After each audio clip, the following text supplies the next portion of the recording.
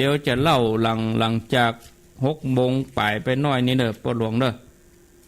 เปิ้นถามแต่ว่าถามเกี่ยวกับจักษุทิพย์อีกเอตทัคคะ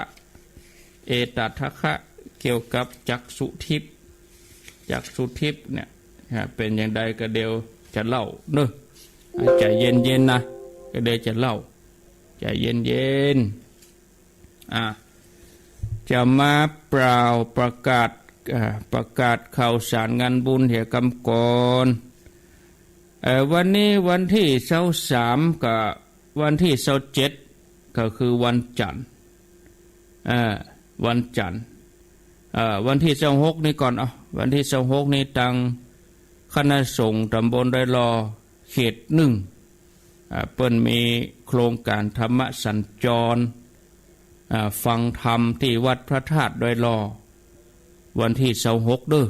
เวลาบ่าย2 โมงองค์เทศก็คือหลวงพ่อพระครูอาทรวิสุทธิคุณวัดหนองตองแต่ว่าวันเชิญกับพระหลวงพ่อถามที่ไหนก็วัดเนี่ยพระธาตุดอยลอครับหลวงพ่อว่าอีกอาตมาก็ตอบหลวงพ่อว่าอีกก็ไม่ใช่เฉพาะกาตีดอยลอเนาะหนองผ้าขาวก็ข้ามมาได้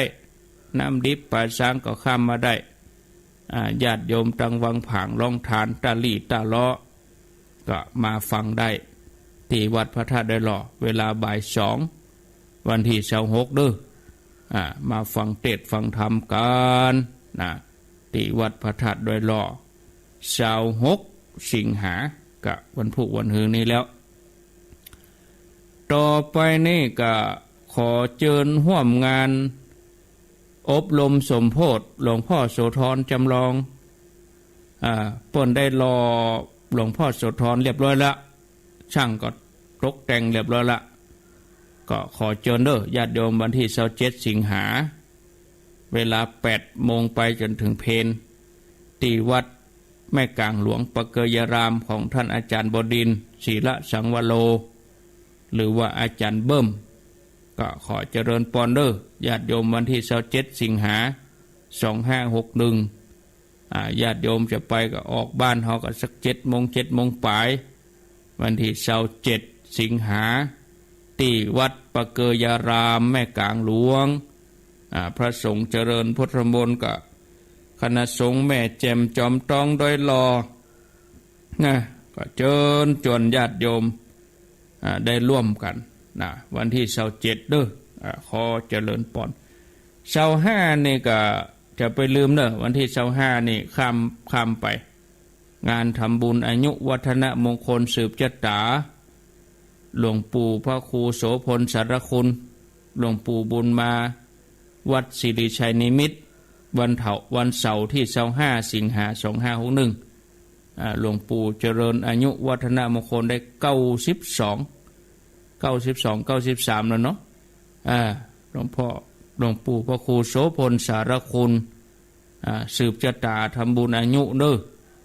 วันที่25 สิงหา2561บึดถ้าเข้ารายการ96ก็จะเอาข่าวสารนี้ประชาสัมพันธ์แดมกรรมสายใต้เฮาเนาะก็96ก็เข้ารายการ4 โมงถึง5 โมงแรงพุธผัดศุกร์วันนี้ก็แถมวันเข้ารายการที่96โดยสุเทพ3 วันแม่แรงญาติโยมมีโอกาสก็ตัวไปฟังทางนั้นแถมเนาะอันนั้นก็เป็นแหมรูปแบบหนึ่งเนาะที่96การจัดรายการวันนี้อยู่ไป2 ชั่วโมงเลยเนื่องจากว่าท่านมหาสมชาตินี่เปิ้นพักรายการแต่ว่าวันพุธก็ตุลุงรุ่งโรจน์เปิ้นไปเมืองเป้าก็เข้า2 ชั่วโมงวันนี้แหม2 ชั่วโมงเนาะขอเชิญร่วมทำบุญถวายเสนาสนะทำบุญอายุวัฒนมงคลพระเดชพระคุณหลวงพ่อพระครูอินทยานรังสีเจริญอายุได้79 ปี59 พรรษาหลวงพ่อพระครูอินทยานรังสีเจ้าคณะอำเภอจอมทองเจ้าวาดวัดพุทธนิมิตรในวันที่12-13 กันยายน2561เนื่องด้วยคณะศรัทธาวัดพุทธนิมิตรตำบลศพเตี้ยอำเภอจอมทองตึง2 เบื้องเฟื่องฝ่ายภายในภายนอกภายในมีหลวงพ่อพระครูอินทยานรังสี พร้อมลูกศิษย์ลูกหาภิกษุสามเณรไปนอกก็มีศรัทธาถึง3 หมู่บ้านมีหมู่6หมู่21หมู่18เปิ้นพร้อมใจกันสร้างห่อส่งน้ำศาลาบาตรที่พักสงฆ์บัดเดี๋ยวนี้ลุล่วงไปโดยดีก็จะได้ถวายทานไว้ในพระศาสนาจะได้ใจประโยชน์อันนี้ทางคณะศิษย์ทั้งหลายก็พร้อมใจกันทำบุญอายุวัฒนมงคล79 ปี59 วรรษาหลวงพ่อพระครูอินทยานรังสีกำหนดในวันที่12-13 กันยาวันที่11นี่เป็นวันตกแต่งดาวันที่12 กันยา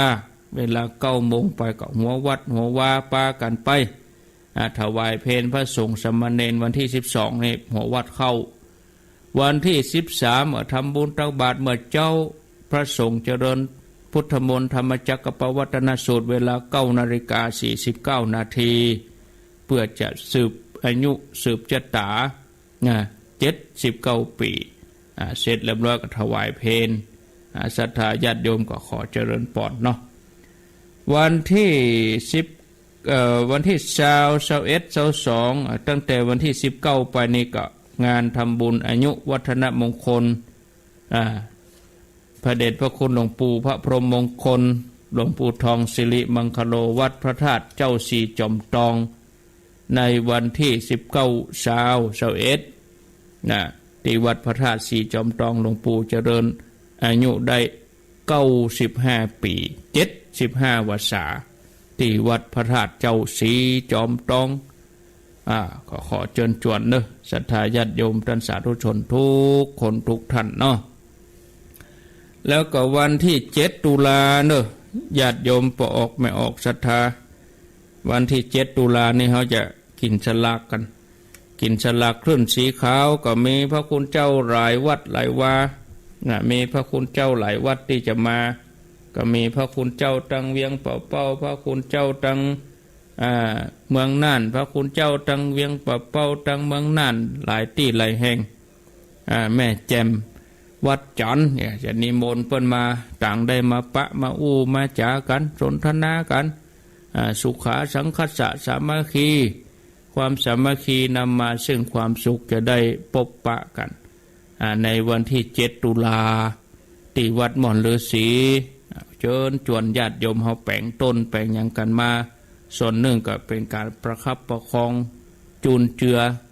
สถานีวิทยุของเฮาคือญาติโยมเขาทั้งหลายได้ฟังกันไปเบิ่นๆเนาะลำพังกับน้ำกับไฟแต่ละวันก็เพิ่มบ่ใจหอมถึงวันอันที่ติดไหนมาเหตุซ่องเฮาก็ต้องมีกิจกรรมเหล่านี้เนาะครูบาอาจารย์ที่เปิดมาจัดรายการศรัทธาญาติโยมเฮาแปลงต้นแปลงหยังตานก็เหมือนเฮาได้แทนน้ำใจเปิ้นครูบาอาจารย์ได้หันพลังศรัทธาญาติโยมนักหลายเปิ้นก็มีกำลังใจว่าโอ้คนฟังนักรู้น่ะเปิ้นฟังกันนักกันหลายรู้ครูบาอาจารย์เปิ้นก็จะมีกำลังใจในการที่จะจัดรายการหมู่เฮาทั้งหลายได้ฟังต่อไปแถมก็เชิญเนอะญาติโยมตึงหมู่ตึงหลายนะพี่น้องตังเมืองน่านพี่น้องตังลำปางพี่น้องตังเชียงไฮ้เฮาก็มาปะกันมาอู้มาจากันกินข้าวตอนด้วยกันที่วัดม่อนฤาษีเนอะ7 ตุลาเป็นวันอาทิตย์เดือน12 แฮม 13 ค่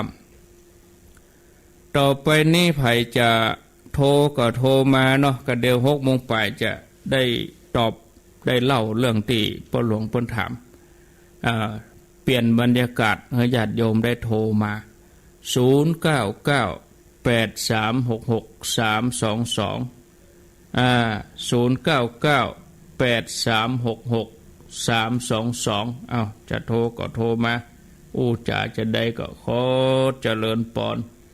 ตีเบอร์นี้099-8366322โทรศัพท์วันนี้ก็คงจะมีปัญหาอย่างเนาะคงจะมีปัญหาอย่างขออนุโมทนาโอ้สถานีแต่ละที่นี่เพิ่นก็ฮับดีเตะเพิ่นก็ฮับรายการฮับคลื่นไปญาติโยมได้ยินได้ฟังก็ม่วนอกม่วนใจเวลามันจะหน่วงไปเด้อ เวลามันหน่วงไปกะญาติโยมโทรมากะคือปิดวิทยุอย่าเวลาปิดวิทยุก็คือฟังทางโทรศัพท์มาคือฟังทางโทรศัพท์ปุ่นอันนี้เข้ามาแล้วรับสายก่อนเจริญปนกับไว้สาเจ้าว่าจะได้น้ำเพอพระฟังอยู่เน้อชัดเจนดีเจ้าน้ำเพอพระเนาะเจ้าฟังชัดดีกะจ้าดีเจ้าฟังชัดดีฟังแต่เจ้าแล้วกันแม่เจ้าฟังแล้วเจ้าโมทนาเนอ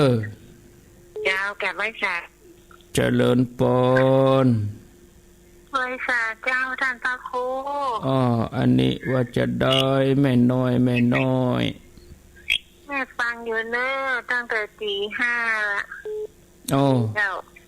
ฟังตีห้าแม่ก็ฟัง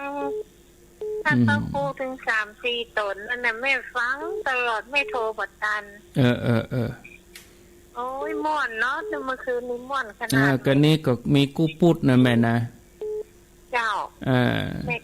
แม่จะฟังตลอดเลยเนอะมีกู้ปุดเนอะเจ้าอันนี้จะมีตลอดไปสาเจ้าอยู่ดีมีสุข09368366322เจริญปนลูดูครั้งแรกก็ติดเลยเจ้านมัสการค่ะฟังเจ้าเข้าใจเจ้าฟังอยู่เนาะเอาปฏิเจตปะกันเจ้า7 ตุลาค่ะขอบคุณเจ้าวัดเจ้านมัสการค่ะสายต่อไปเจริญปนเจริญปนจากตังใดเฉลยนั่นเนาะครับเนาะเฉลยกำเอาไม้ยังตาก่อยังตาไม่บอกมาเป็นปอย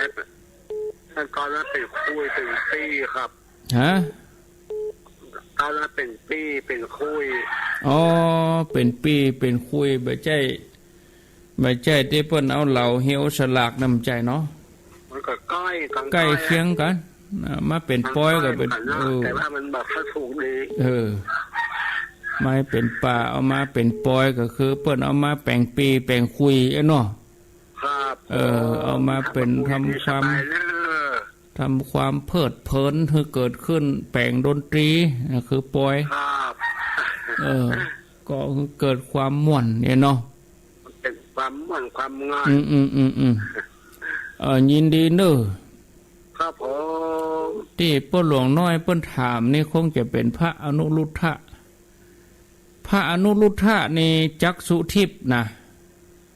ตามที่ประวัติอรหันต์อาสิติมหาสาวกที่ได้รับเอตทัคคะเนี่ยที่ตาทิพย์นี่คือพระอนุรุทธะนะเดี๋ยวจะเล่าเนาะเจริญปนเจริญปนเจริญปนติดแล้วติดแล้วติดแล้วกะติดแล้วตัวลุงจำน้องไอติมได้ก็ก็หายไปที่ไหนมาโมน้องไอติมหายไปทางใดหายไปไหนเมาเลี้ยงน้องกาเมาเลี้ยงน้องใหญ่ล่ะน้องได้กี่ขวบแล้ว2 ขวบแล้วเจ้าสอนน้องไหว้พระพ่องกาน้องเก่งแล้วเจ้าอู้ได้แล้วอู้กับตุลุงได้ก่อ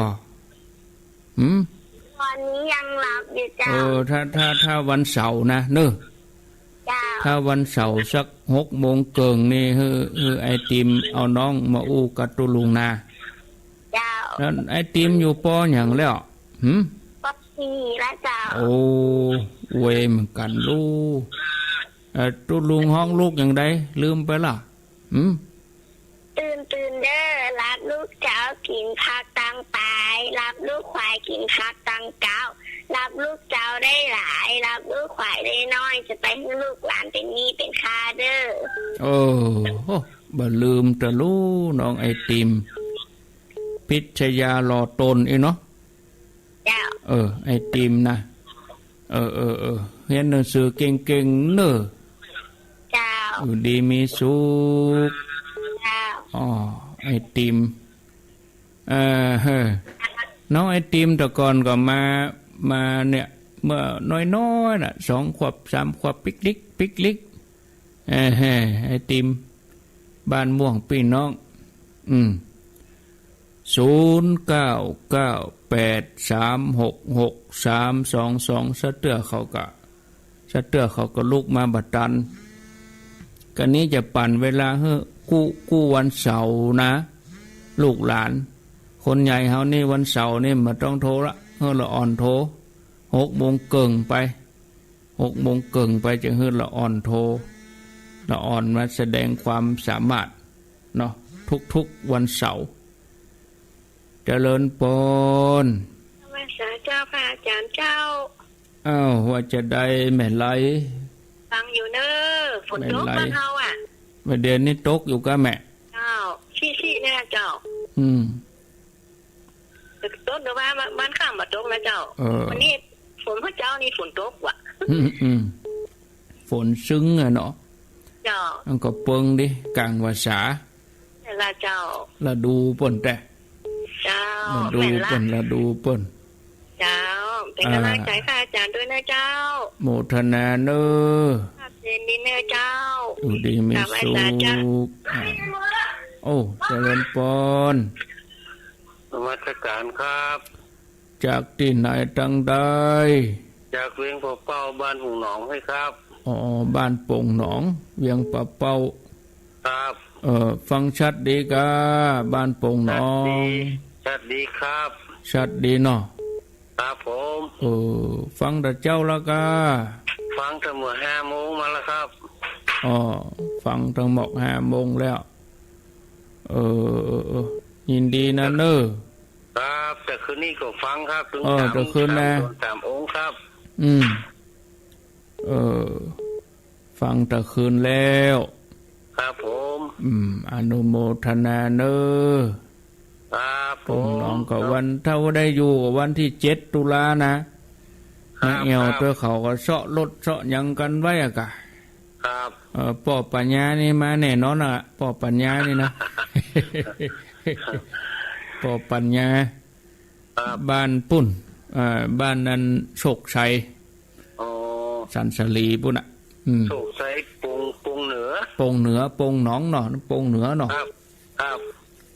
ปงหนองนี่อยู่ตำบลเวียงครับเวียงอันนั้นโชคชัยปุ่นปงเหนือปุ่นนี่อันสันสลีกะนั่นสันสลีมูซีปุ่นเนาะครับก็ปะกันไปไหนก็ปะกันอยู่ก้าบ่ล่ำปะกันครับถ้ากินต้านใหญ่หลวงก็ถึงจะได้ปะกันได้ครับก็เขาก็เอาเวทีการทำบุญเนี่ยก็เป็นที่ปะกันนะครับผมเต็มว่าเขาจะมาปะกันมันก็ปะครับเที่ยวก็ตักกันอู้กันตั้งหลายตั้งหยังมีงานบุญก็มาปะกันเตื้อ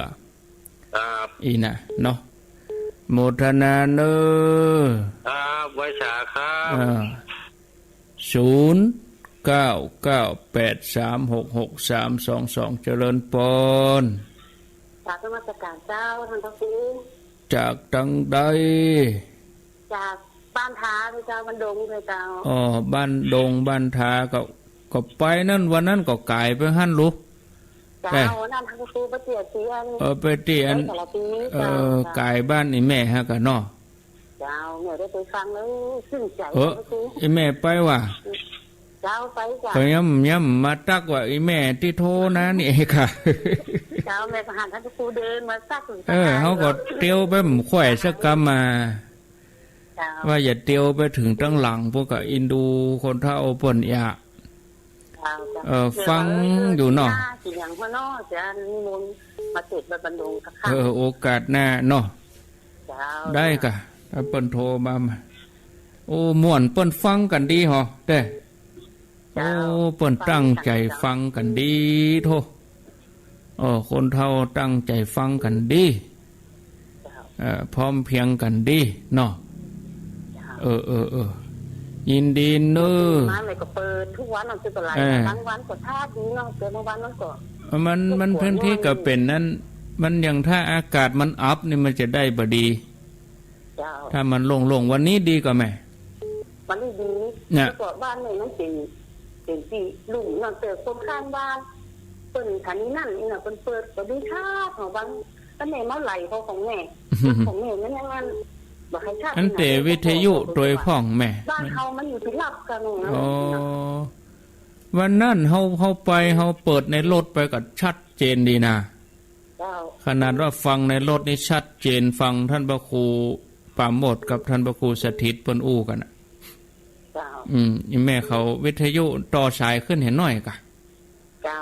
ต้องเอาไว้หลังตู้ซะน่ะมันที่ก็เป็นแต่วิทยุแม่วิทยุรุ่นใหม่มันบ่เหมือนรุ่นเก่านะทานินนะนี่ก็ทานินรุ่นเก่าเนี่ยโทษเน็ตรุ่นใหม่นี่มันไม่ใช่เป็นICหรือมันเป็นอย่างหูตัวเครื่องมันตั้งในเบาต้องย่องอ่ะแต่ก่อนมันเป็นสายเกี่ยวไปเกี่ยวหรอเนาะเครื่องในมันอ่ะยินดีเนอะสาธุเจริญปนไหว้สาเจ้าอุ้ยหยังเจ้าอย่างนี้เจ้าไม่กลมก็ให้จำไม่เจ้า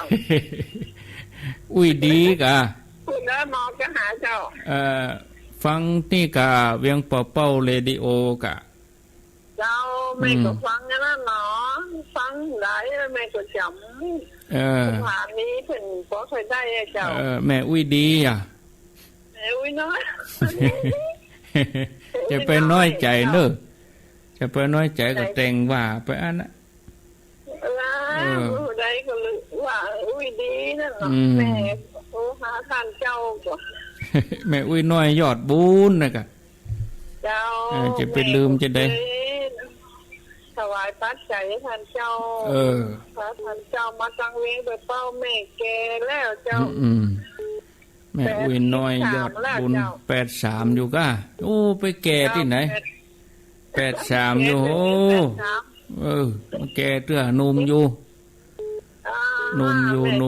เขาเดี๋ยวเอาหนักโมนั่งมาเจ็บไหนเจ้า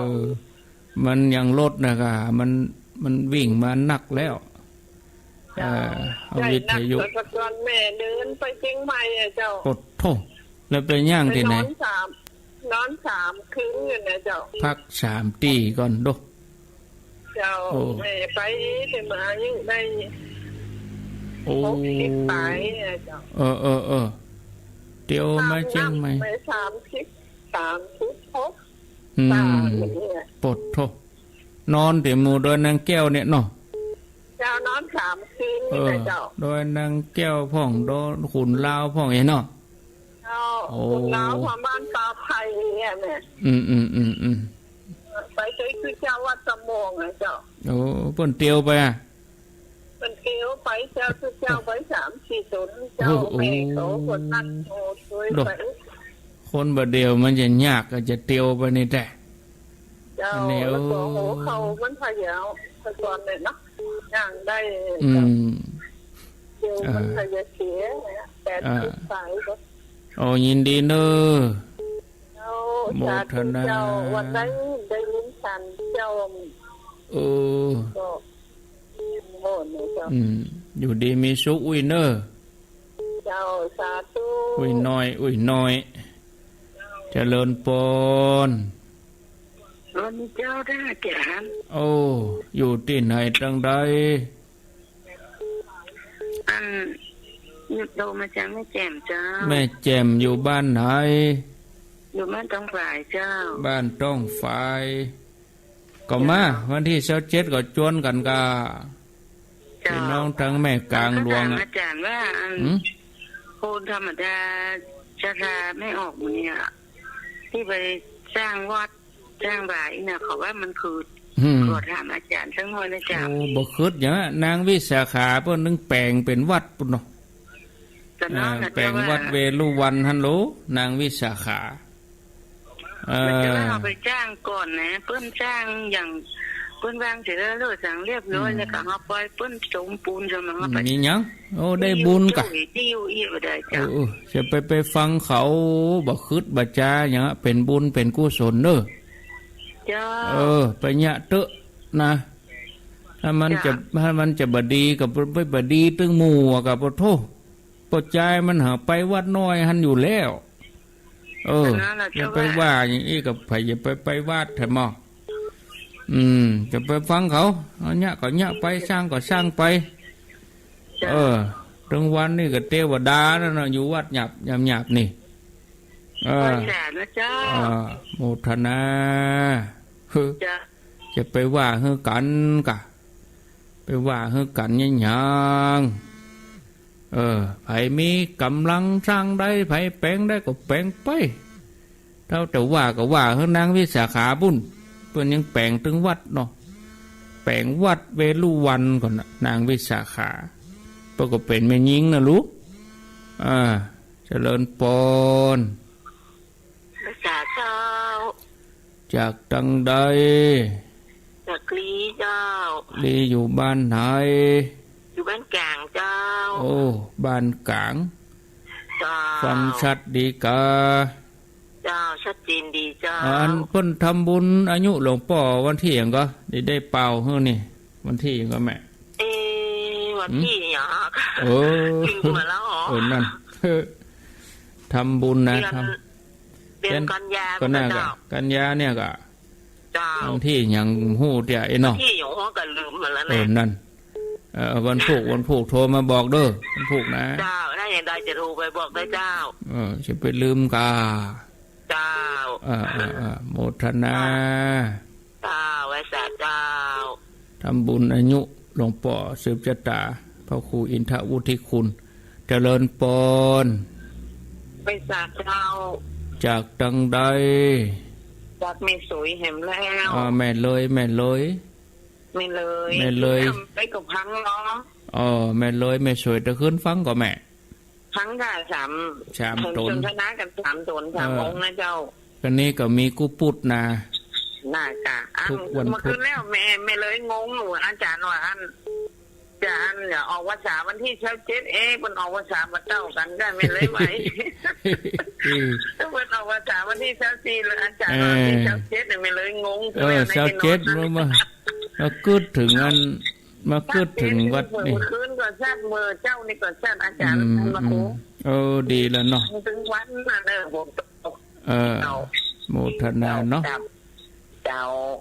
ชาตุอวสาเศร้าซีอวสาเศร้าซีว่า27ก็ถึงงานอาจารย์บดินทร์งานอาจารย์เบิ่มวันที่27งานวัดแม่กลางหลวงวันที่27พี่น้องทั้งแม่แจ่มบนระว่างก็มาเพิ่นจะสมโพธิ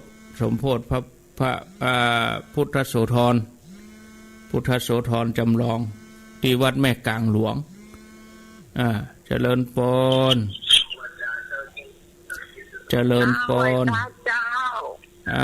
มันจะได้แม่น้อยเจ้าก็อันจะใต้ปัญหาจะทำปัญหานะเจ้าอันนี้ก็ไม่ทำผูกหนึ่งนะเจ้าเป็นว่าแห้ง3โหโบ3ดอกเจ้าคือมันคือยังนะเจ้าเนาะอันนี้ปัญหานึงใครตอบใจก็ตอบทานนั้นลองเอาอันนี้มาบรรยายต่อเล็กหน่อยดอกอันกันตั้งตลาดเนาะที่ว่าเราอ่อนเป็นลิงโง่นั่นน่ะเจ้าอย่าหน่อยจะแต่มาเต็งก้อนเจ้าอันยังก็แม่จับสลากยังที่ว่าตั้งตลาดที่เราอ่อนลิงโง่นั่นน่ะอยู่ไปจับสลากเอาไว้เวลาว่างๆเนาะมันลึงจำเนาะโมทนาอันนั้นต้องเฮือตุลุงเราเนี่ย เอาขอพักสายก่อนเนาะญาติโยมท่านทั้งหลายพักการโทรเพราะเดี๋ยวจะบัดดันเวลาพอแล้วเดี๋ยวจะ6:30ละก็เดี๋ยวก็มาว่ากันเนาะเรื่องราวต่างๆต่อไปนี้จะเล่าถึงพระอนุรุทธะเถระก็รอฟังกะญาติโยมรอฟังจะเอาพระอรหันต์80 องค์นี่จะมาเล่าถ้าว่าพระเจ้า500 จาดนี่เล่าไปได้สัก50ตอนก็ตอนแรกถ้าเล่าในวันพัดเนี่ยจะมามีเวลาเมินน้อยก็จะเอาพระเจ้า500 จาดเล่าสัก3 ตอนแล้วก็เอาอาสิติมหาสาวกพระอรหันต์ติเอตทัคคะเนี่ยก็จะเอามาเล่าใจเย็นๆเนอะเอามาเล่าให้ฟังเป็นตนไปตั้งแต่อัญญาโกฏัญญะตั้งแต่พระสารีบุตรเนี่ยไปถึงว่าเอตทัคคะอาสิติมหาสาวก80 องค์นี่นะก็ใจเย็นๆถ้าถามกำตนนี่เดี๋ยวมันจะสับสนเนาะแต่อันนี้เล่าให้แล้วใจป้าหลวงเฮกปอถ้าจะถามตนอื่นแถมถ้าจะถามด้านอื่นแถมให้ใจเย็นๆรออัน500 จาดนี้ครบ50 จาดกัน50 ตอนก็จะเอาตอน2นี่จะเป็นอาสิติมหาสาวกนะบัดต้องโทรแล้วยังละพักโทรนะกดมาอย่างใดก็ตึงบะฮับเนาะที่บอกว่าจาติบนี่คือพระอนุรุทธะนะพระอนุรุทธะนี่เป็นสาวกของพระพุทธเจ้าได้เอตทัคคะเรื่องของผู้มีทิพยจักษุญาณคือตาติบเนื่องจากว่าเปิ้นเป็นอสิติมหาสาวก80 องค์สำคัญในพุทธศาสนาพระอนุรุทธะนี่เปิ้นเป็นปริยญาติของพระพุทธเจ้าเหมือนกันโดยที่เปิ้นเป็นโอรสของพระเจ้าอามิโตธนะผู้เป็นพระอนุชาของพระเจ้าสุโธธนะพระเจ้าสุโธธนะนี่ก็เป็นพระราชบิดาของเจ้าชายสิทธัตถะก็คือเป็นลูกพี่ลูกน้องกันเนี่ยถึงพุทธเจ้าพระอนุรุทธะนี่เปิ้นออกบวชกับเจ้าราชกุลจำนวน5 พระองค์ก็มีนายอุบาลีภูสามาลาเปิ้นบวชที่อนุปิยนิคมเป็นอรหันต์แล้วก็เปิ้นชอบตรวจดูสัตว์โลกเนาะ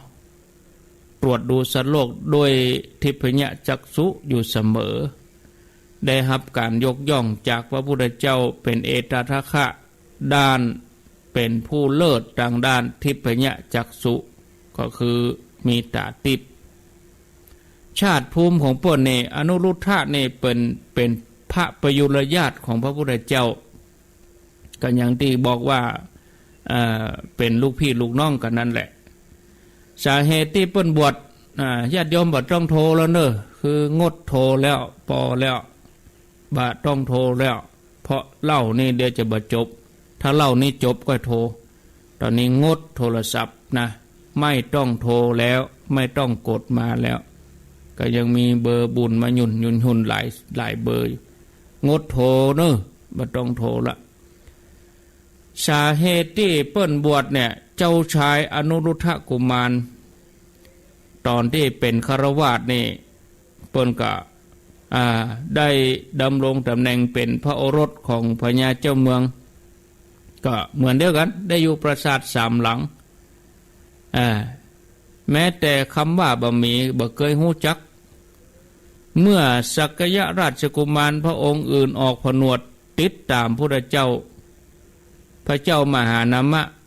ผู้เป็นพระเจษฐาก็ปรารภเรื่องการออกบวชกับท่านอนุรุทธะว่าควรตัดสินใจเลือกคนในตระกูลออกบวชอย่างมาอู้ยักเนาะก็ลองฮับเอาเจริญปนนมัสการบัดโทรแล้วไอ้ย่าบัดโทรแล้วมันตัดตอนปนน่ะไปตัดตอนอยู่ในกับหมูครับก็มาฟังกันรู้นี่จักโทรเข้ามันติดแล้วไปตัดตอนว่ะก็บ่มันบ่ได้โทรบ่กดแล้วจะไปกดโทรเกี่ยวโทรศัพท์ครับผมบ่เกี่ยวมันเกี่ยวกับนิ้วเฮาเพกะถ้าจะวางก่อน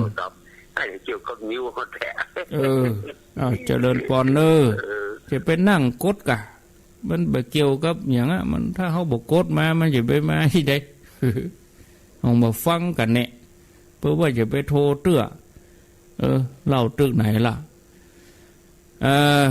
โยมเขาก็ฟังกันพ่องกา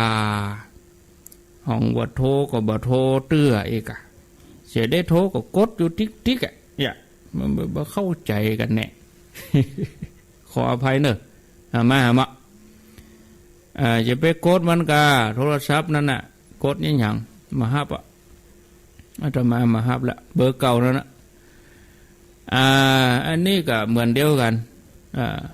ประเด็นนี้ไผ่ก็ไปบวชมดเองกันเนาะเขาจะส่งราชตระกูลไปบวชพ่องน่ะไผ่จะตัดสินใจเลือกไผ่ไปบวชนะออกบวชเห็นสักคนบ่เองแต่ด้านอนุรุทธะก็ปฏิเสธว่าคงจะออกบวชบ่ได้เพราะว่าเคยได้รับความสุขอยู่บ่อาจจะบวชได้เพราะว่าอันบวชนี่มันถ้าจะทุกข์จะยากก็หาเนาะทีนี้เจ้ามหานามะก็เลยรับอาสาบวชโดยได้สั่งสอนการทำนาเข้าอย่างละเอียดตั้งแต่เริ่มหว่านเข้ากล้าจนถึงไถจนถึงเก็บเกี่ยวเวียนไปทุกฤดูเป็นปีบอกว่าเนี่ยปลูกเข้ามันอย่างอีเนอร์ก็บอกคือท่านเจ้าชายอนุรุทธะเนี่ยท่านอนุรุทธะฟังแล้วก็ว่าการงานบ่มีที่สิ้นสุดรู้นี่ก็เลยบอกว่าเขาจะบวชทำนาก็ทำทุกปีก็เลยตัดสินใจบวชจากนั้นก็ได้เข้าไปลาขออนุญาตพระมารดาพระบิดาว่าพระมารดาก็คงจะประสงค์จะให้ท่านบวชเนาะ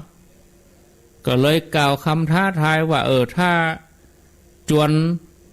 พระเจ้าแผ่นดินสักยะออกบวชได้เนี่ยจะอนุญาตหรอเปิ้นก็เลยไปลบเล่าจวนพระเจ้าพัทยราชาให้ออกบวชในขั้นแรกพระเจ้าพัทยราชาก็ปฏิเสธจนสุดท้ายพระอนุรุทธะก็ลบเล่านักเข้าพระเจ้าพัทยราชาก็หันคุณค่าของการออกบวชก็เลยสละออกบวช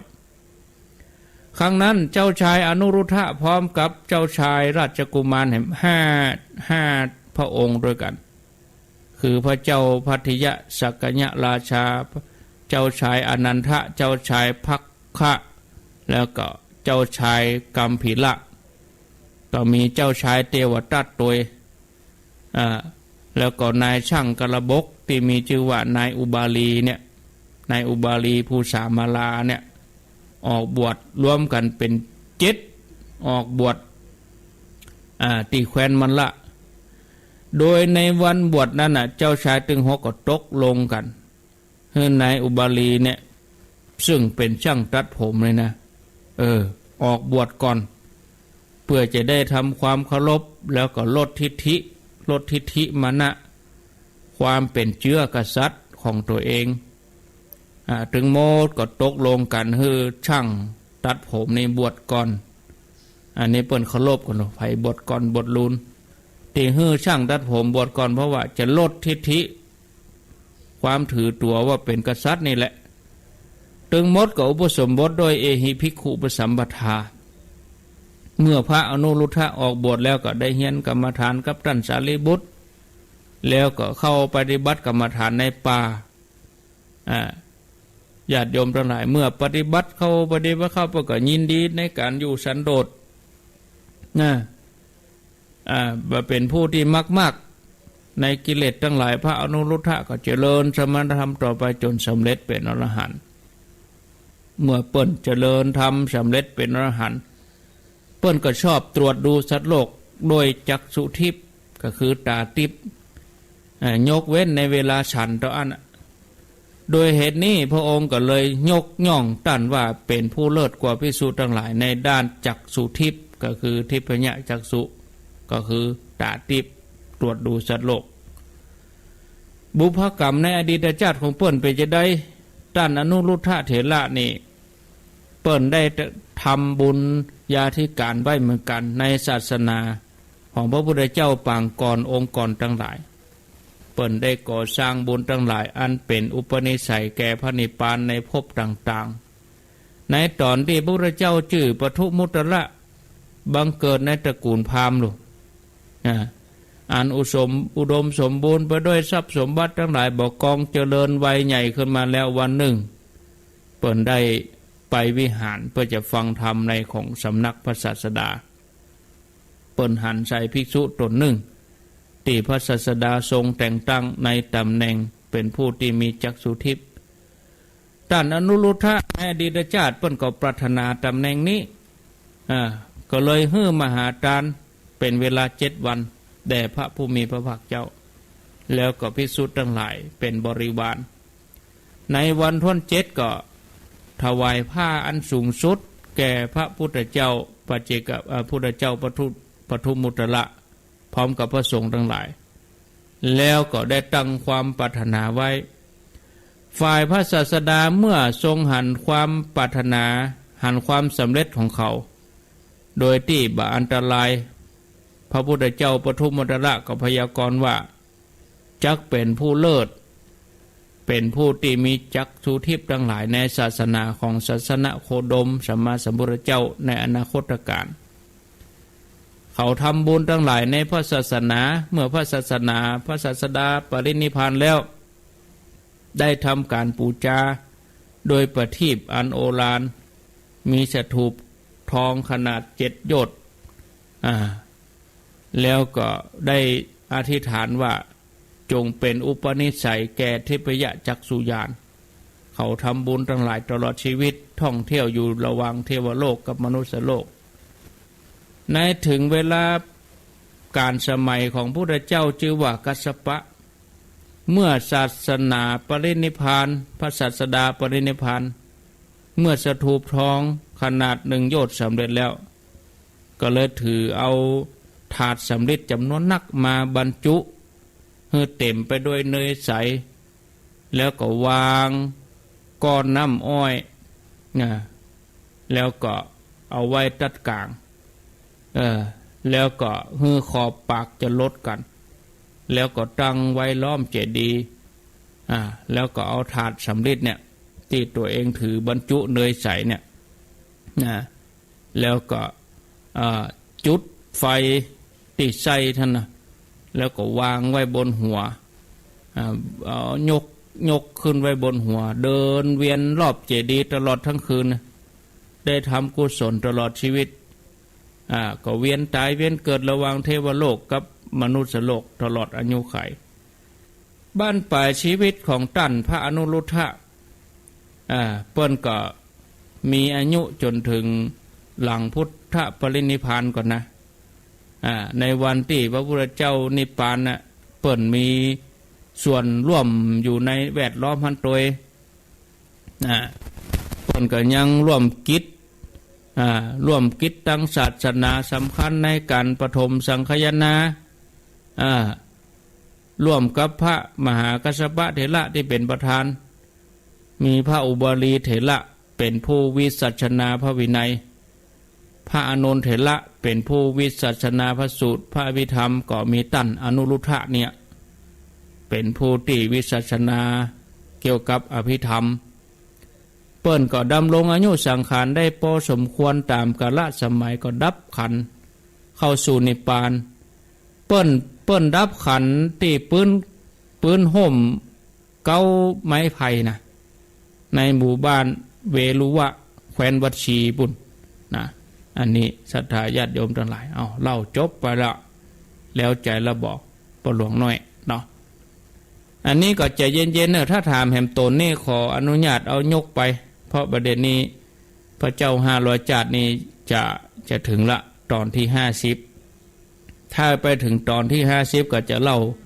พระเจ้า500 จาดไปสัก 2-3 จาดแล้วก็จะมาถึงงานประวัติอรหันตสาวกนี่เนาะโยมเข้าใจฮ้อนเนาะโทรมาเป็นยังเจริญปนให้สาเจ้าครับท่านจ้าจากตังได้แม่พันตรงมันยังกว่าเปาเจ้า ตรงม่านฟังชัดดีเนาะจบอยู่เด้อกำลังใจท่านเด้ออนุโมทนาเจ้าโยมบันที่ก็หม้อล่ำเนาะ เอามาโทรมาถ้าบอกโยนแผ่นหินทิ้ง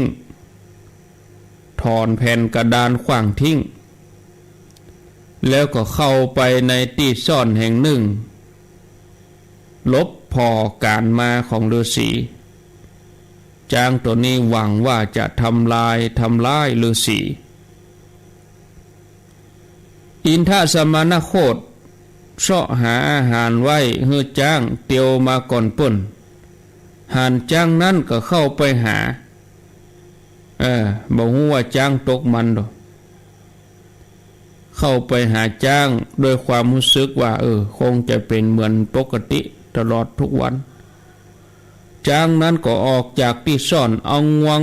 ยับฤาษีฟาดกับปืนไปบ่พอก็เอาตีนย่ำขยี้ฤาษีนี่ก็ถึงแก่ความตายเมื่อฤาษีตายจ้างนี่ก็แผดเสียงดังล่นเข้าป่าหมู่ดาบทที่เหลือก็แจ้งข่าวให้อาจารย์ฮู้อาจารย์ก็บอกว่าอันเนี้ยบอกบ่ฟังบ่ควรทำความคุกคีกับคนชั่วแล้วอาจารย์ก็บอกแถมว่าบุคคลบ่ควรทำความสนิทสนมกับคนชั่วผู้หู้ประโยชน์อยู่บ่พึงทำความสนิทสนมกับคนชั่วเพราะคนชั่วนั้นแม้อยู่ร่วมกันเป็นเวลายาวนานก็ย่อมทำความชั่วเหมือนจ้างที่ทำลายผู้ที่เลี้ยงตัวเองมาบุคคลพึงหู้ได้ว่าผู้นี้เป็นอย่างเดียวกับเฮามีศีลมีปัญญาถึงแม้จะมีด้วยสุตตะพึงทำไมตรีด้วยบุคคลนั้นเพราะการสมาคมกับสัตบุรุษจะนำความสุขมาให้อาจารย์ก็สอนหมู่ลูกศิษย์ว่าธรรมดาคนเฮาบ่ควรเป็นผู้ที่ว่ายากสอนยากควรศึกษาให้ดีแล้วให้จัดการเผาศพฤาษีตนนั้นแล้วฤาษีทั้งหลายก็เจริญพรหมวิหารเข้าถึงพรหมโลกชาดกเรื่องนี้ก็จบลงไปชาดกเรื่องนี้สอนให้รู้ว่าอย่าเป็นคนดื้อรั้นต้องเชื่อฟังคำสอนอาจารย์มีพุทธศาสนาสุภาษิตรองรับไว้ว่าโยอัฏฐกามัสสะหิตานุกัมปิโนโอวัชชะมาโนนะกโรติสาสนังกะโปตะกัสสะวัจนังอากัตตวาอมิตตะหัตถะทะโคตะเสติแปลว่าผู้ใดมีผู้หวังดีมุ่งอนุเคราะห์เกื้อกูลช่วยว่ากล่าวตักเตือนอยู่แต่บ่ยอมทำตามบ่ยอมฟังผู้นั้นย่อมถึงความย่อยยับนอนเสียใจอยู่เหมือนกาที่เบื่อเจื้อกำนกพิราบเลยตกอยู่ในมือศัตรูต่อไปชาดกต่อไปชื่อชาดกว่าทุมเมทะชาดกหรือว่าทุมะเมทะชาดกเป็นญาติที่38ในจำนวนพระเจ้า500จักรเรื่องนี้มีชื่อว่าเศรษฐีกับนักเลงขี้เหล้าเศรษฐีกับนักเลงสุราในสมัยพระเจ้าพมทัตเสวยราชสมบัติอยู่ที่กรุงปาราณสีทรงปกครองบ้านเมืองด้วยทศพิธราชธรรมเจ้าบ้านอยู่อย่างมีความสุขตอนนั้นมีเศรษฐีตระกูลหนึ่งทำมาค้าขายจนร่ำรวยยะฮือ นักเลงสุรากึดจะวางยาพิษใส่ในเหล้าให้เขากินหวังจะเอาสมบัติของเศรษฐีหมู่นักเลงที่เหล้าวางแผนทำทีทำท่าต้มเหล้ากินกันตึงวันเลือกทำเลที่เศรษฐีเตียวผ่านตึงวันเขาก็เนี่ยยังอีตึงวันเจ้าวันหนึ่งเศรษฐีจะเข้าไปเฝ้าพญาเจ้าเมืองต้องเดินผ่านกลุ่มนักเลงสุราหันหมู่นักเลงสุราตั้งหลายกำลังนั่งต้มเหล้ากันอยู่บอกกองซบโอกาสนักเลงสุรานี่ก็เจิญจวนเศรษฐีนั่งกินเหล้าด้วยกันบอกว่าท่านเศรษฐีจะฟังไปไหนมานี่มากินด้วยกันนี่ข้ามีเรื่องปรึกษาท่านเศรษฐีหันทีหันท่าแปลก100 วันพันปีบ่เคยหันมุนี้มีน้ำใจเศรษฐีก็บอกว่าหันจะบ่สมควรเนาะเพราะเฮาต้องฟังไปเข้าเฝ้าพญาเจ้าเมืองถ้าขืนแวะอยู่นี่เมินก็เวลาจะบ่ทันถ้าเกิดเมาขึ้นมาก็เป็นท่าจะบ่ดีหมู่ท่านเขาจะกินก็กินเตอะตามสบายเอาไว้ขาปิกนอก้อยมากินกันตกเมื่อแรงถึงเวลากลับบ้านก็ผ่านเส้นทางตีหมู่นักเลงที่เล่านั่งกินกันนั่นอยู่ก็ตั้งมาเจ้าถึงมาค่ำมันก็ยังบ่เลิกเตื้อหมู่เขาก็เช้าซีเฮือเศรษฐีดื่มก่อนกลับบ้านเศรษฐีก็พอเล่าในไหต่างๆก็ยังมีอยู่เต็มเขากินตั้งแต่เมื่อไงมันก็น่าจะลงพ่องสักกึ่งค่อนไปกาแต่มันเต็มยังเก่าเศรษฐีก็รู้สึกผิดสังเกต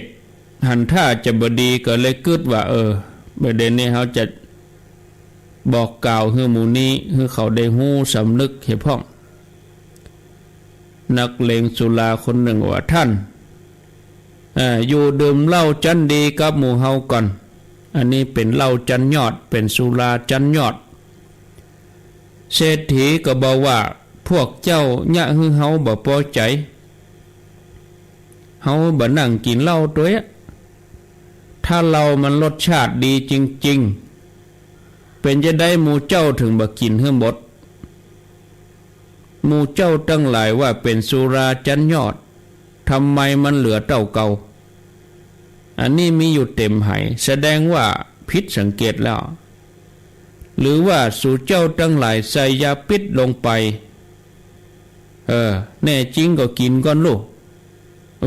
ข้าบ่กินเศรษฐีว่าเศรษฐีก็บอกคือหมู่นักเลงสุราทั้งหลายกลับตัวกลับใจแถมไม่เป็นคนดีอย่าทำชั่วก็บ่อันจะนำเรื่องราวนี้ไปกราบทูลพญาเจ้าเมืองฮือพญาเจ้าเมืองลงอาจญาขับไล่ไปอยู่ที่อื่นอย่ากลับมาฮือหันหน้าแหมต่อไปบอกกองหมู่นักเลงสุราได้ยินประโยคนี้กับสว่างเล่าหมดจะตาเพราะเขาใช้ยาพิษแท้หวังจะฆ่าเศรษฐีแท้หน้าเปิดแผดยังไก่ต้มแตกกันคนตีคนทางชาดกเรื่องนี้ก็จบลงไปชาดกเรื่องนี้สอนให้รู้ว่าการดื่มเหล้าสุราทำให้เฮาบ่มีสติขาดสติทำให้เป็นคนประมาทเนี่ยยังก็ได้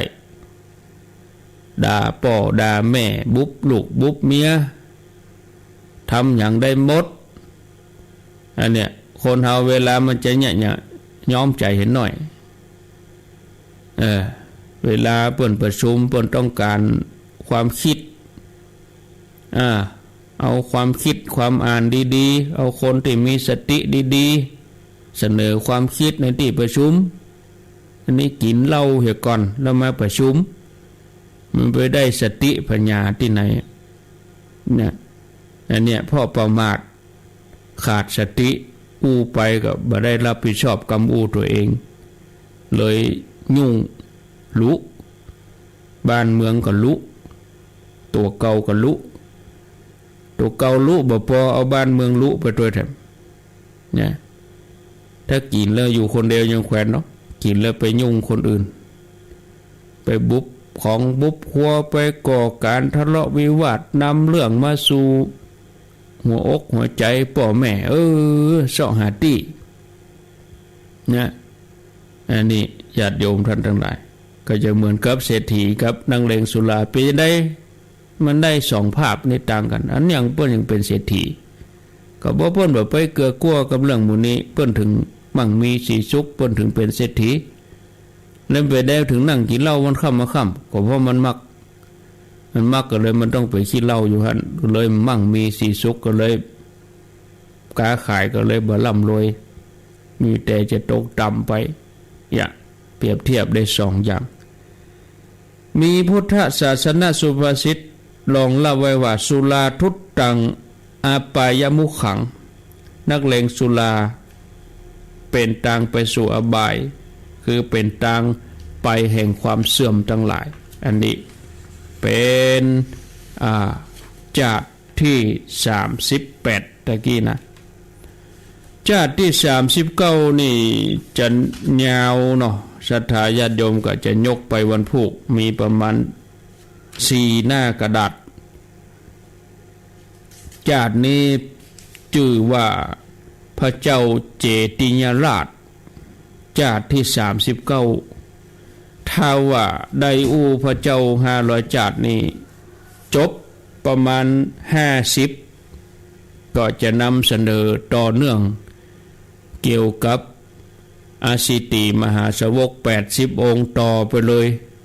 แต่เฉพาะวันพัดต่ออันเพราะวันพัดนี่มีเวลายาว2ชั่วโมงหรือวันอื่นก็ตามถ้าครูบาอาจารย์เปิ้นบ่ได้เข้ารายการถ้าอาตมาแตนก็จะเอาพระอรหันตสาวก80องค์นี้เอามาเล่าให้ฟังนะเพราะฉะนั้นก็ใจเย็นๆที่ปหลวงจึงถามว่าพระอรหันต์ตนนั้นเอตทัคคะด้านใดนะเดี๋ยวจะมีมาหมดแต่ต้องใจเย็นๆรอพระเจ้า500จาดนี้ไปถึง50ก่อนมีถึง500ก่อนญาติโยมทั้งหลายโคถ้าเล่าวันไหนตอนใน500วันแต่อันนี้เล่าวันไหน3-4เรื่องคงจะถึงปุระสิ้นปีพุ่นอยู่กะ500นี่นะเนาะขณะนี้เวลาตี5กับ35นาทีก็หันว่าเวลาพอดีสมควรก็จะได้ประชาสัมพันธ์ข่าวสารงานบุญให้สักเล็กน้อยเรียบร้อยแล้วก็จะได้มาวางสายคือศรัทธาญาติโยมทั้งหลายได้โทรศัพท์มาก็ต้องขอบคุณอนุโมทนาสถานีวิทยุคลื่นต่างๆที่เปิ้นได้รับสัญญาณบอกว่าจะเป็นตังเวียงป่าเป้า 90.0 ทีมงานของคุณดารุณีวิทยุชุมชนคนเมืองลี้ 103.75 ออกอากาศที่วัดพระเจียง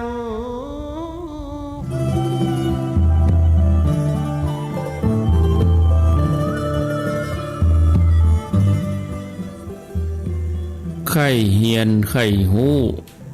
ไข่ไข่เขียนมันห้ำมันเฮียนวิชาเอกอ้างใจปัญญาฟันฝ่าสรรสร้าง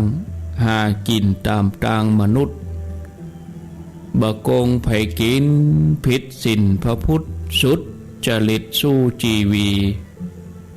ถึงจักยากไร้หันในศักดิ์ศรีหวังผลความดีสืบโลกไปหน้าเกิดมาเป็นคนตึงเจ้าและข้าเปียทิชลามวยม้างถึงจักมีทองกองเต้าหัวจ้างบ่อาจจักแหลกซื้อจีวี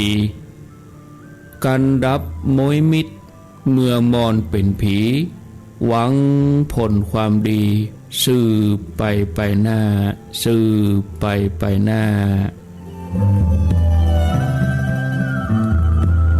บ บาปมาเมื่อลุนบุญมาเมื่อล่ากรรมเหยปามาเมื่อซ้อยจาดพริกขี้หนูเปาะกับพริกน้อยมันหากมาห้อนทีลูนโบราณว่าไว้ตกก่อนเป็นคุณพ่องตกทีลูนกลายเป็นขี้ข้าการทำการสังตีบ่ได้หน้าอย่าฟังตุมลาขวางละฮื้อแปลงใจนิ่มขันติมานะอดก้อยสร้างทำไปถึงภัยบ่ฮู้เฮาฮู้แก่ใจพ้นตีออกไปเหมือนคำหล่อเบาเหมือนคำหล่อเบา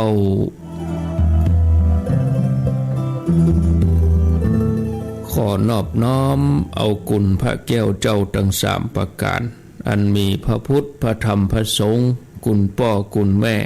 กุณครูบาอาจารย์กุณศีลธรรมกรรมฐานจงมาปกห่มรักษาพระเจ้าพระสงฆ์ทุกรูปถวายความเคารพแสดงความนับถือพระมหาเถระพระเถรานุเถระเจ้าคณะพระสังฆาธิการครูบาอาจารย์ที่เปิดวิทยุฟังอยู่ที่วัดที่วาเวลานี้จุตนจุองค์เจริญปอนญาติโยมท่านสาธุชนคนดีผู้สนใจใฝ่ในธรรมทุกท่านที่เปิดวิทยุฟังอยู่ที่บ้านที่จองที่หอที่เฮือนปืนกระล่างกลางเตินอยู่ที่บ้านอยู่ที่ร้านอยู่ที่ไหนก็ฟังได้มาปะกันในรายการแสงไฟสว่างตาแสงธรรมะสว่างใจสว่างตาด้วยแสงไฟสว่างใจด้วยแสงธรรมรายการเสียงธรรมแสงอรุณเสียงธรรมแสงอรุณรายการธรรมะยามวัดปากตังเจริญตำบลดอยหล่ออำเภอดอยหล่อจังหวัดเชียงใหม่เป็นผู้ดำเนินรายการจัดรายการผ่านระบบอินเทอร์เน็ตผ่านเว็บไซต์ไปตามสถานีวิทยุคลื่นต่างๆเพราะว่าจะเป็นเมืองลี้เมืองน่านเวียงป่าเป้าพะเยาแม่แจ่มวัดจันทร์ดอยหล่อสันปัดตองเวียงหนองร่องบ้านโฮงป่าสังแม่วางหางดงห้างชัดลำปางเมืองลี้ตงหัวจ้างเมืองเถินอยู่ที่ไหนก็ฟังได้เวลาพอดีมาเจ้านี่ตื่นมาเจ้าพร้อมกับความสดชื่นเบิกบานยินดีต้อนรับเข้าสู่รุ่งอรุณวันใหม่ปะกันเจ้านี้เป็นเจ้าวันเสาร์ที่25เดือนสิงหาคมพุทธศักราช2561วันนี้เป็นวันเดือน11ออก14ค่ำพร่ำว่าเป็นวันเสาร์เป็นวันเสาร์วันหยุดวันนี้เป็นวันดาวันพุธเป็นวันเดือนเพ็ญเดือน11เพ็ญเข้าวาสามาก็จะได้1เดือนแล้วเดือน11ก็จะแฮมเดือน11แฮมแล้วก็เดือน11ดับแล้วก็เดือน12ออกเริ่มเดือน12ออกก็เริ่มกินสลักกันแล้วทานสังฆทานทานสลักทำบุญกันศรัทธาญาติโยมท่านทั้งหลายถึงเวลาที่เราจะได้ร่วมกันสมานสามัคคีได้ทานเป็นน้ำใจให้ครูบาอาจารย์ปีหนึ่งที่เราได้ทำบุญกันทุกปีนั่นคือการได้ดำหัวครูบาอาจารย์ ในช่วงแล้วปีใหม่เมืองแต่สลากสถานีขึ้นสีขาวนี้5 ปีในเตื้ออพญานี่3 ปีใน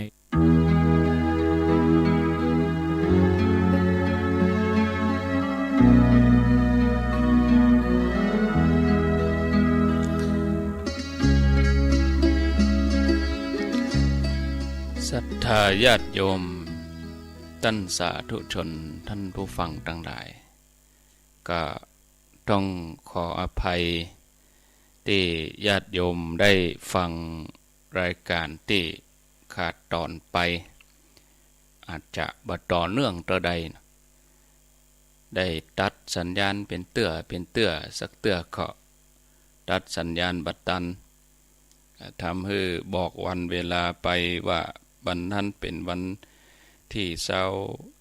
25ที่จริงแล้ววันนี้วันที่23ที่เปิดจบไปก็เป็นเทปเก่าเป็นเทปตีบันทึกไว้ตั้งแต่ปี2561ตอนนี้ปี2565อาตมาภาพมีภาระธุระก็ไม่สามารถที่จะจัดรายการสดได้ก็เลยนำเทปเก่ามาเปิดให้ญาติโยมทั้งหลายฟังบางอย่างก็อาจจะผิดพลาดไปเรื่องวันเวลากาเรื่องอะไรอย่างกาเนาะก็มาฟังเทปตัวเก่าก็สเตือก็เมินเต้นะได้3-4 ปีมาก่อนรายการต่อไปก็จะเป็นรายการธรรมาภิวัตรจัดรายการโดยท่านสาธิตธีระปัญโยสถาบันธรรมาภิวัตรอำเภอแม่เมาะจังหวัดลำปางเป็นประจำทุกวันอังคารเวลาตี 4 ครึ่งจนถึงเวลา 7 โมงขอบคุณญาติโยมที่ติดตามรับฟังแล้วก็แจ้งผลขันรับฟังเข้ามาอาตมาภาพตะกี้ก็ช่วงที่ฟังเทปเก่าก็เป็นการเปิดสายแต่ว่าบ่ได้เปิดสายอย่างจริงจังบ่ได้เปิดสายเตะที่เทปเก่าบอกว่าเปิดสายนะก็เลยไม่ได้เปิดสายโทรศัพท์ก็ปิดวันนี้นะเดี๋ยวแหมสักกรรม7 โมงปลายอาตมาภาพเขาก็จะเดินทางวันนี้ภาคเจ้านี่จะมีประชุมที่โครงการหลวงครูบาอาจารย์ก็ไปหลายตนอยู่9 ตน 10 ตนฉันเพลแล้วก็จะไปเมืองฝางไปคือกำลังใจกับหลวงพ่อพระครูสุจิตานุรักษ์หลวงพ่อเจ้าคณะอำเภอฝางภาคเจ้าเมื่อไงนี่เปิ้นจะมีการห้องขวัญได้นิมนต์พระเดชพระคุณพระเทพรัตนนายกเจ้าคณะจังหวัดละปูนวัดพระธาตุหริปุญชัยหลวงพ่อพระครูสุจิตานุรักษ์หลวงพ่อได้นิมนต์พระเดชพระคุณไว้วันนี้เมืองงายเปิ้นจะมีการห้องขวัญญาติโยมดังเมืองฝั่งไม่อายชัยประการบ่มีธุระบ่ติดธุระที่ไหนตั้งใดก็ขอเจริญปอนที่วัดพระบาทอุดมนำบ่อชาวาเมืองงายนี้แต่อาตมาเขาไปถึงปุ้นบ่าย 3ก่อนเนอะอาตมาเขาไปถึงปุ้นนี่ประมาณบ่าย 3เพราะว่าออก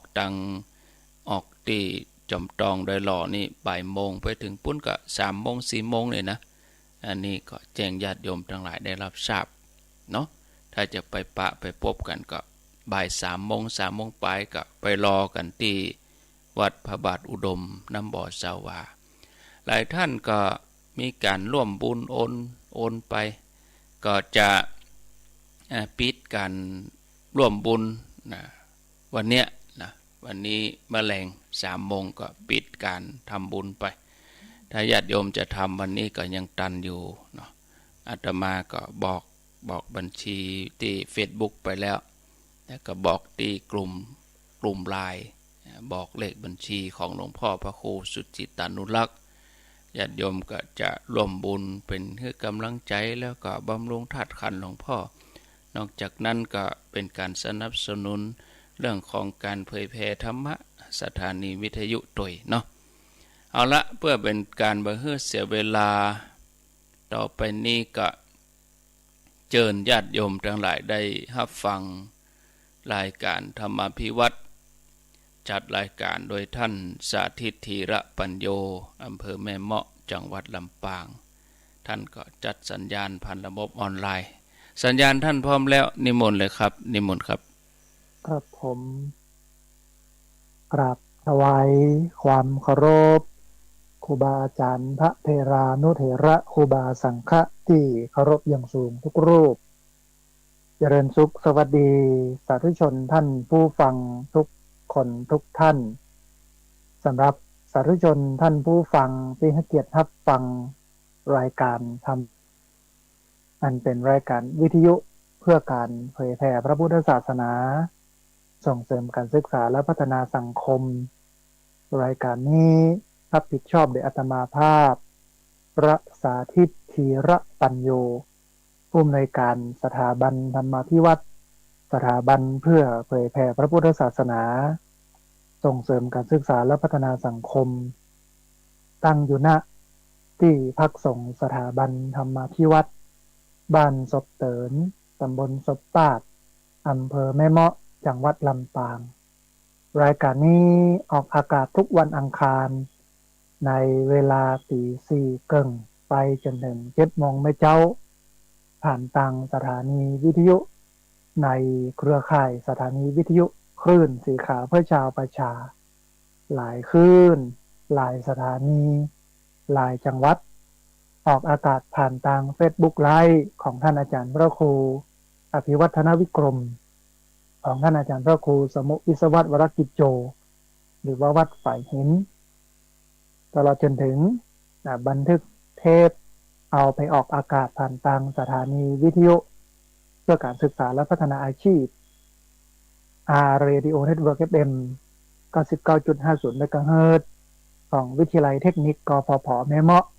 ในวันศุกร์ตั้งแต่เวลา 8:00 นไม่เจ้าเป็นต้นไปสาธุชนท่านผู้ฟังเฮาตะกันติดละครั้งในวันอังคาร 4:00 นไปจนถึง 7:00 นไม่เจ้าได้ปะได้พบได้อู้ได้เอ่ยกันอาทิตย์ละครั้งแล้วก็ในช่วงนี้ท่านผู้ฟังเป็นช่วงฤดูฝนแน่นอนว่า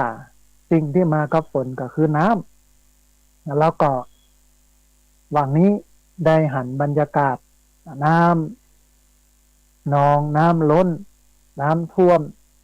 ตลอดจนถึงน้ำป่าไหลหลากดินโคลนถล่มในหลายพื้นที่ของประเทศไทยก็ต้องให้กำลังอกกำลังใจให้พี่น้องได้ผ่านพ้นภาวะวิกฤตนี้ไปรวมไปจนถึงพี่น้องที่ยังบาดประสบพบเจอเตื้ออันที่สำคัญที่สุดคือต้องรู้จักป้องกันอาตมาภาพบอกย้ำๆเป็นประจำสม่ำเสมอว่าถ้าเราเสียงบประมาณไปกับการป้องกันเนี่ยมันจะเสียน้อยกว่าไปกับการแก้ไขเพราะฉะนั้นท่านที่ยังบ่โดนเตื้อหรือว่ามีความเสี่ยงสูงที่จะโดนน้ำป่าไหลหลากดินโคลนถล่มน้ำท่วมน้ำนองก็ต้องรู้จักเรื่องของการป้องกันไว้ก่อนแต่ถ้ามันสุดวิสัยป้องกันแล้วมันเป็นไปก็ต้องยอมรับสภาพปรับปรุงเปลี่ยนแปลงกันไปแล้วก็บอกข่าวอู้เอิญเชิญชวนกันไปช่วยเหลือกันในหลายพื้นที่นะฮะในช่วงที่ผ่านมาน้ำก็นักก็นองแต่ว่านี้ไปดูที่หน้าวัดที่สะพานหน้าวัดน้ำก็ล้นแล้วก็ขี้เหอะมาอึดสะพานก็ญาติโยมช่วยกันเอาขี้เหอะออกแต่ก็บ่ป้อนนักเท่าใดกู้ปีเนี้ยต้องได้ฝ่าน้ำ น้ำท่วมน้ำนองเนี่ยนะออกไปทางนอกแต่ปีนี้เนี่ยยังมีกำเตื้อนะฮะมันก็น้องว่าเป็นช่วงกำลังมาของน้ำท่านผู้ฟังต้องขออนุโมทนาบุญกับญาติโยมรวมไปจนถึงครูบาอาจารย์พระเถรานุเถระครูบาสังฆทุกรูปที่มาร่วมทำบุญกันในวันที่ 17 สิงหาคม 2565 ซึ่งเป็นวันครบรอบ10 ปีหรือว่า1 ทศวรรษ 10 ปีที่พักสงฆ์สถาบันธรรมาภิวัตรที่ผ่านมาได้มาร่วมบุญกันตั้งแต่เจ้า 9:00 น เริ่มพิธีเจริญพระพุทธมนต์เสร็จแล้วก็พากันไปปลูกต้นไม้หลังจากนั้นก็เปิดโรงทาน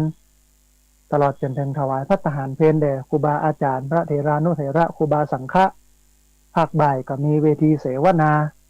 แล้วก็ทอดผ้าป่า2:30เนี่ยนะทอดผ้าป่าก็เป็นอันเสร็จสิ้นลงนะซึ่ง10 ปีเขามีเตื้อหนึ่งแต่ว่าได้รับการตอบรับได้รับการสนับสนุน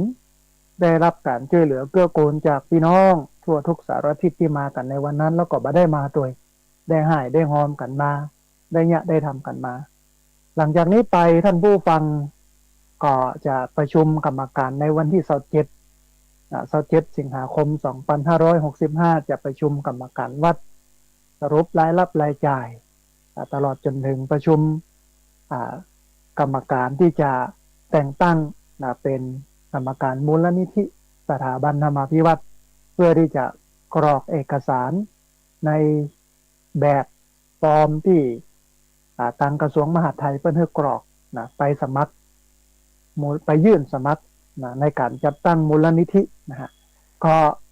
เดือนกันยาก็น่าจะแล้วเสร็จท่านผู้ฟังแล้วก็รอท่านผู้ว่าราชการจังหวัดลงนามส่งไปให้กระทรวงมหาดไทยลงนามแล้วก็จะประกาศในราชกิจจานุเบกษาถ้าประกาศในราชกิจจานุเบกษาเมื่อใดเนี่ยก็เป็นอันว่าความสมบูรณ์ของมูลนิธิสถาบันธรรมาภิวัตน์เนี่ยเป็นอันใจได้สามารถมาเคลื่อนงาน3 ด้าน 4 ด้านนะว่าจะเป็นด้านการเผยแผ่พระพุทธศาสนาทุกรูปแบบเนาะเน้นนักก็คือเรื่องของรายการวิทยุอาจจะไปสนับสนุนสถานีวิทยุทุกสถานีในเครือข่ายคลื่นสีขาวไม่ว่าจะเป็นก้าไฟไม่ว่าจะเป็นก้าน้ำหรือว่าอันอย่างต่างๆตัวอันนี้อันที่1เนาะเผยแผ่พระพุทธศาสนาตลอดจนถึงไปเทศน์ไปบรรยายเดินทางไปที่ไหนอย่างใดก็สนับสนุนการทำหนังสือธรรมะ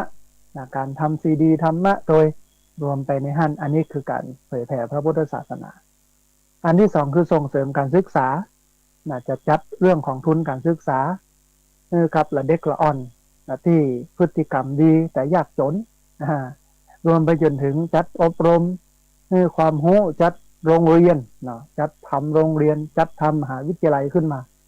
ตามกระบวนการบอกว่าจะไปถึงไหนแค่ไหนก็ทำไปอันนี้คือส่งเสริมการศึกษาพัฒนาสังคมเนี่ยท่านผู้ฟังมีอยู่9 ด้านด้านการพัฒนาคุณภาพชีวิตเด็กเยาวชนผู้สูงอายุผู้พิการผู้ด้อยโอกาสอันนี้เป็นด้านที่1ด้านสิ่งแวดล้อมด้านการทำเกษตรปลอดภัยเกษตรอินทรีย์ด้านสุขภาพด้านสิทธิมนุษยชนสิทธิชุมชนความเหลื่อมล้ำและความเป็นธรรมด้านประมาณ9 ด้านนะฮะก็ทำไปขับเคลื่อนไปโดยที่มีมูลนิธิเนี่ยเป็นฐานเป็นเก้าในการทำมันก็จะทำได้ง่ายเพราะว่ามันเป็นนิติบุคคลที่องค์กรหน่วยงานต่างๆเนี่ยให้การยอมรับมันก็จะทำให้มันเป็นกิจลักษณะเป็นรูปแบบเพราะฉะนั้นต้องอนุโมทนาบุญขอบคุณกับญาติโยมทุกคนทุกท่านตลอดจนถึงครูบาอาจารย์พระเถรานุเถระ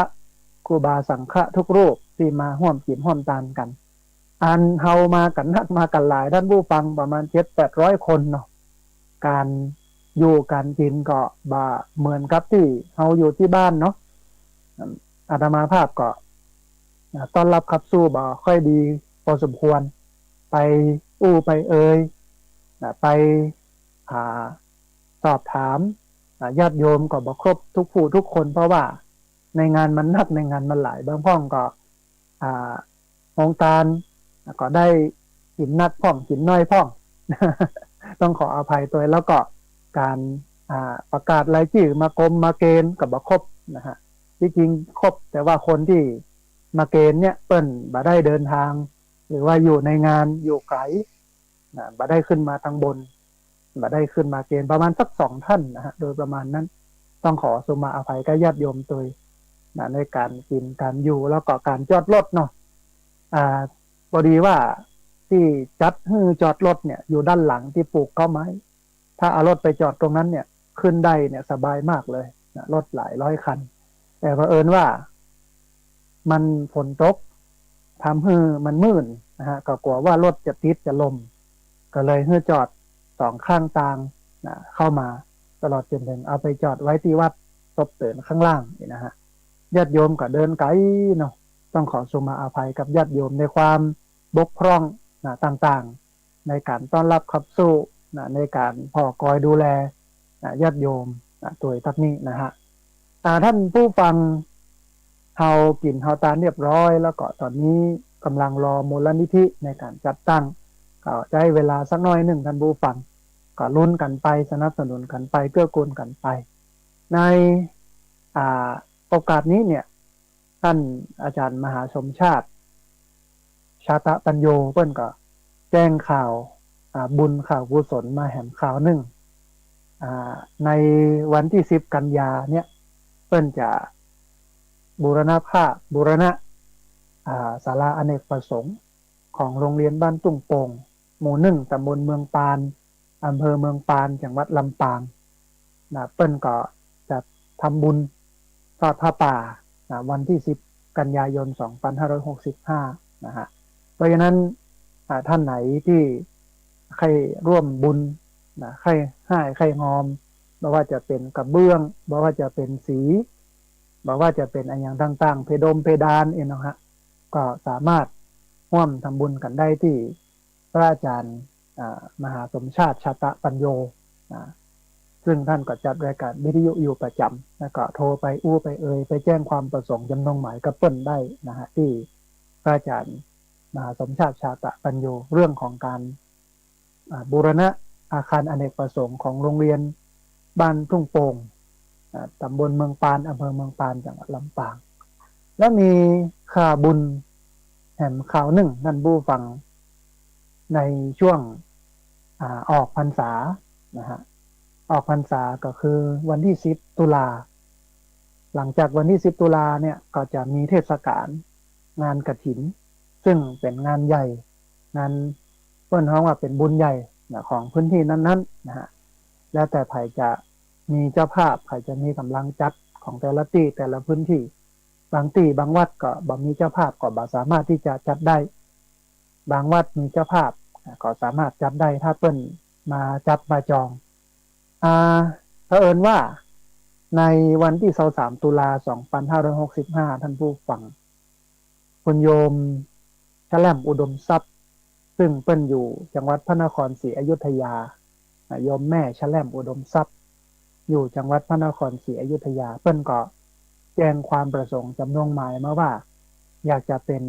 เจ้าภาพในการทอดกฐินเพื่อสมทบทุนสร้างโรงครัวของที่พักสงฆ์สถาบันธรรมภิวัตรเหมือนที่ญาติโยมได้หันท่านผู้ฟังศาลาโรงครัวที่อยู่ข้างๆห้องน้ำเนี่ยมันเป็นศาลาชั่วคราวแล้วก็ฝนลมแมงอย่างเนี่ยเข้าไปหันหมดนะฮะที่เก็บของที่ไว้ของก็อีลุงตุงนางเพราะมันบ่มีที่ไว้บ่มีที่เก็บโยมแม่ฉแลมอุดมทรัพย์เปิ้นก็มีความประสงค์จำนงหมายว่าพระอาจารย์อยากจะเป็นเจ้าภาพกฐินในการสร้างโรงครัวให้พระอาจารย์สัก1 หลังแจ้งความประสงค์จำนงหมายมาแล้วก็อาตมาภาพเนี่ยไปแจ้งผอ.หรือพวกอำนวยการกองช่างของอบต.มาวัดแล้วก็ไปออกแบบขณะนี้ทางกองช่างของอบต.ศพปาดหรือว่าผู้อำนวยการกองช่างขององค์การบริหารส่วนตำบลศพปาดเพิ่นกำลังออกแบบมาอยู่ยังบ่ได้ตีมาว่ากะอันนี้เต้าอี้กะอันนี้เต้าอี้กะอันนี้เต้าอี้เตื้อนะฮะแต่ว่าโยมแม่ฉแลมเนี่ยเพิ่นก็มีทุนอยู่ก้อนหนึ่งที่จะเอามาทอดถวายเพราะฉะนั้นในวันอาทิตย์ที่23 ตุลาคม 2565เวลาบ่ายโมงท่านผู้ฟังถ้าศรัทธาสาธุชนท่านใดว่างเว้นจากภารกิจการงานก็สามารถมาร่วมศีลร่วมทานงานบุญกฐินสามัคคีเพื่อสมทบทุนในการสร้างโรงครัวของที่พักสงฆ์สถาบันธรรมภิวัตรบ้านศพเตินตำบลศพปาดอำเภอแม่เมาะจังหวัดลำปางได้นะอัน ถ้าหากว่าท่านบ่ได้มาแต่ใครร่วมบุญเนี่ยนะฮะก็บอกกันไว้เนิ่นๆก่อนว่าสามารถร่วมทำบุญกันได้ที่ธนาคารกรุงไทยสาขาประตูชัยชื่อบัญชีที่พักสงฆ์สถาบันธรรมาภิวัตรหมายเลขบัญชี5360755318หมายเลขบัญชี5360755318อันนี้ก็เป็นงาน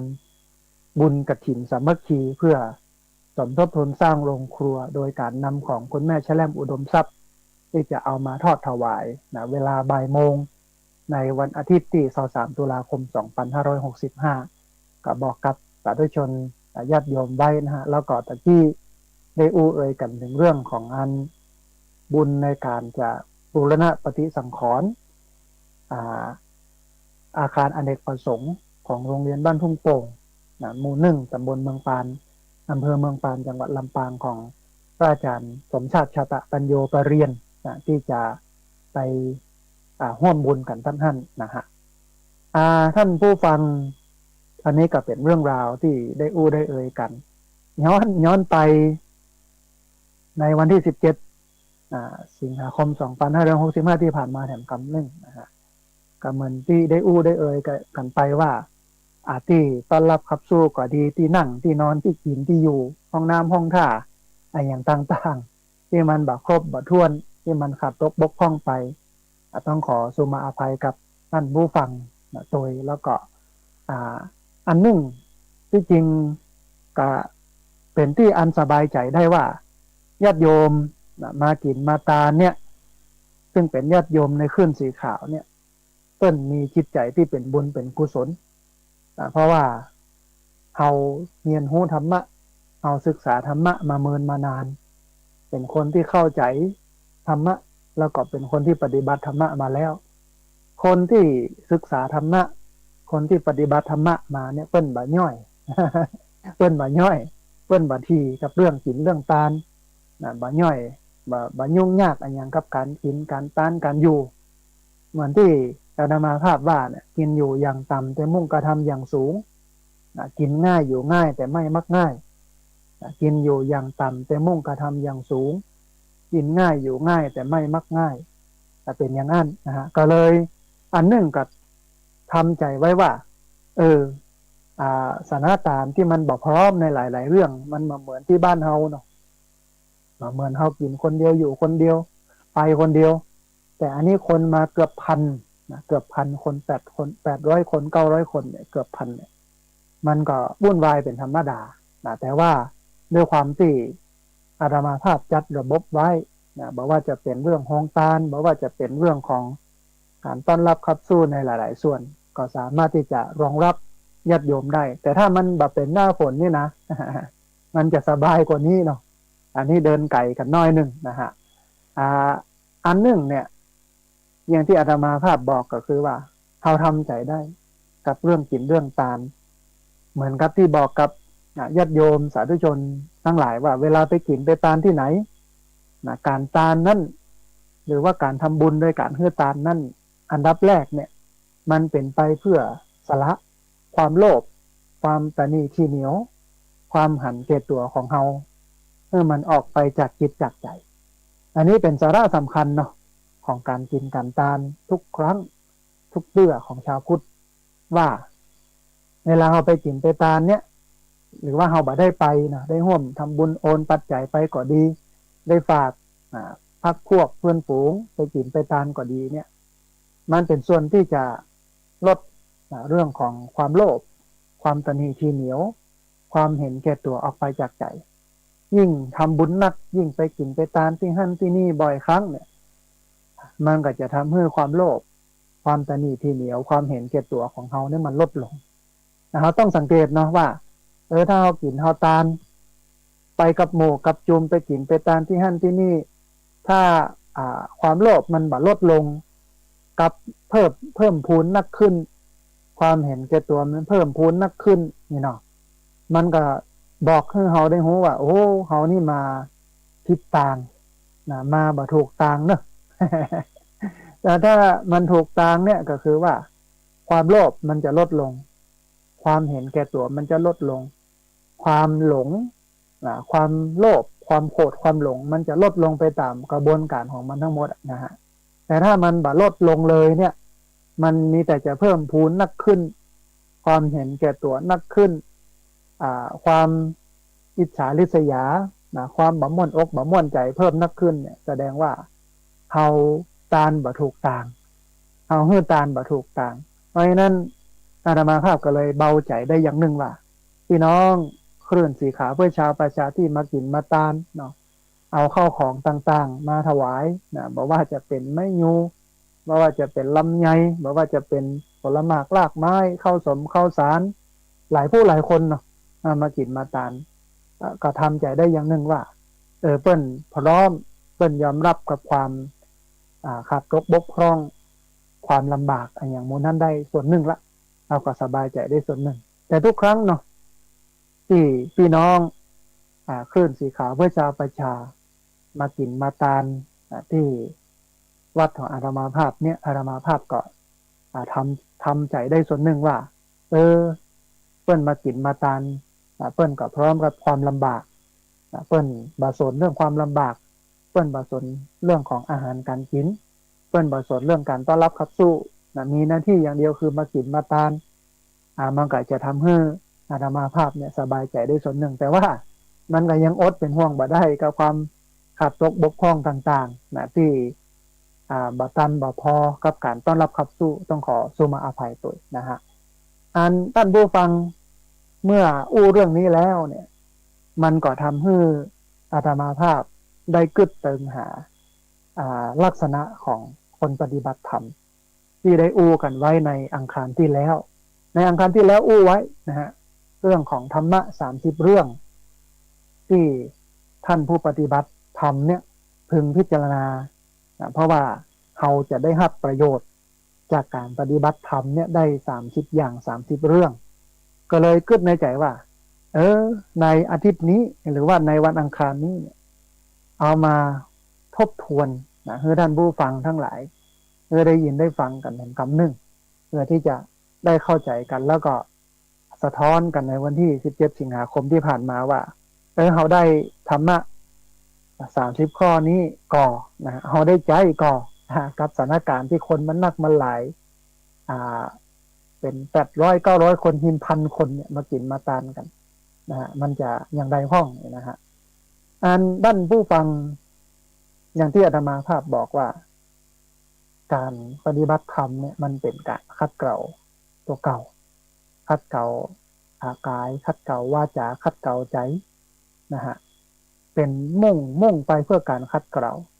พระพุทธศาสนาก็เหมือนกันเป็นศาสนาที่มุ่งพัฒนามนุษย์